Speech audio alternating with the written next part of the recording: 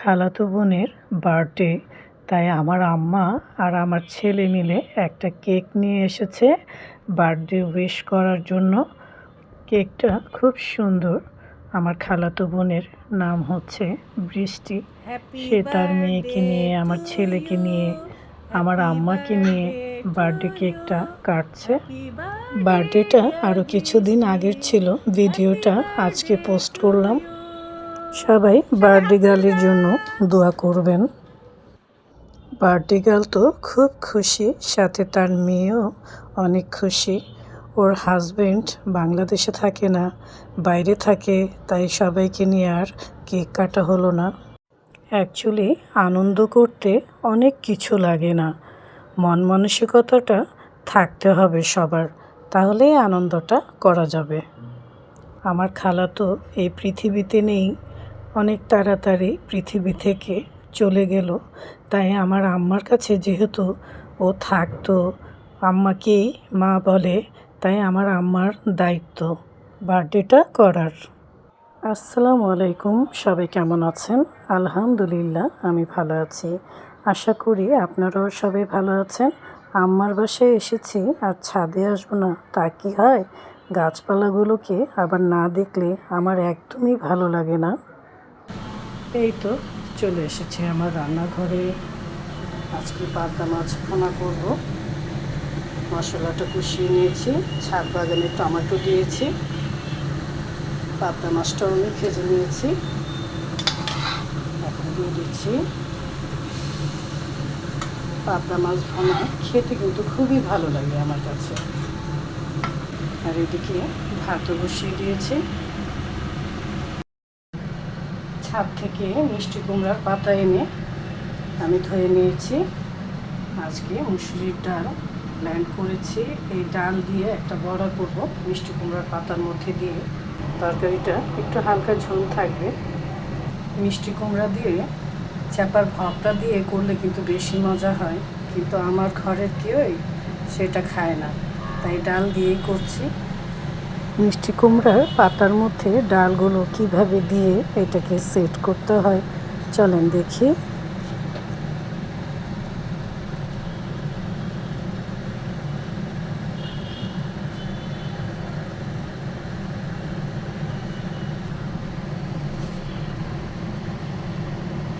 এভাবেও খেতে খুব ভালো লাগে, আপনারাও ট্রাই করবেন।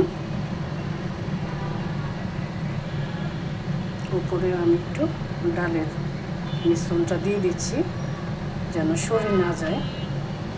এই তো এটা এখন আমি তেলে ভাজবো, আর খেতে কিন্তু দারুণ মজা।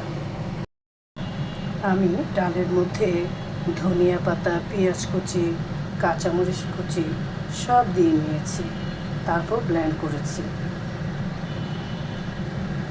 আর এই বড়াটা খেতে কিন্তু দারুণ ভালো লাগে আমার কাছে।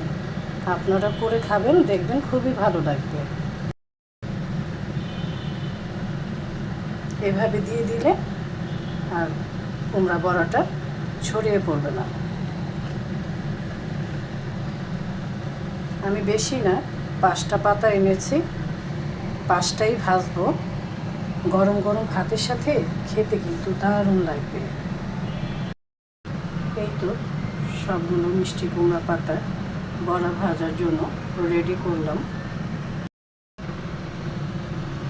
দেখি মাছের তরকারির কী অবস্থা।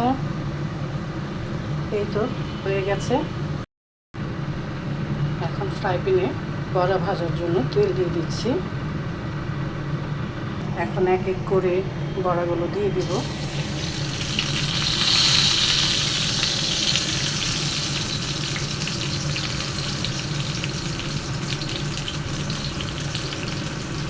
ছাদ বাগান থাকলে কত সুবিধা দেখেন। মিষ্টি কুমড়া খেতে পারি আর না পারি, পাতা তো খাওয়া যায়। আর এই পাতা আগে কত কষ্ট করে কোত্থেকে ম্যানেজ করে নিয়ে আসতাম এই বড়াগুলো ভেজে খাওয়ার জন্য। চুলাটা আমি বেশি জাল দিয়ে ভাজবো না, কারণ ভিতরের ডালগুলো হতে হবে, তাই আমি অল্প জালে ভাজবো। আর একপাশে ডালও বসিয়ে দিয়েছি। ডাল ছাড়া তো আবার আমার ঘরে চলে না, এই বড়াগুলো ঘরে বানিয়ে দেখবেন, গরম গরম ভাতের সাথে খেতে সেই স্বাদ।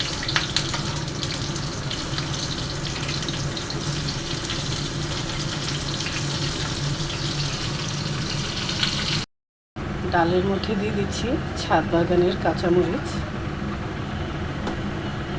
আমি অনেক দিন হলো কাঁচামরিচ কিনি না, ছাদ বাগানে অনেক রকমের কাঁচামরিচ লাগিয়েছি, যখনই দরকার লাগে ছাদ থেকে তুলে নিয়ে আসি। বড়াগুলো ভাজা হয়ে গেছে, এখন উঠিয়ে নিচ্ছি।